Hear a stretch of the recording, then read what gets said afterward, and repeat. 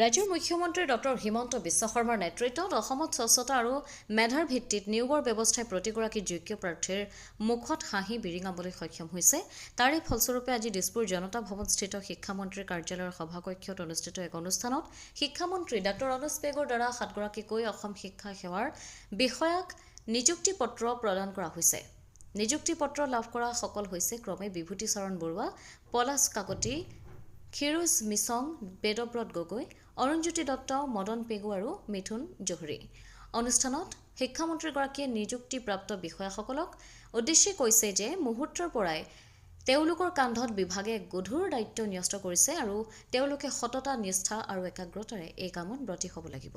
তেওঁ আৰু কয় যে বিষয়াসকলে নতুন শিক্ষানীতি, শিক্ষাৰ আইন, নিয়ম, বিত্তীয় ব্যৱস্থাৰ ব্যৱহাৰ আদিৰ বিষয়ে জ্ঞান যুগুত কৰিব লাগিব।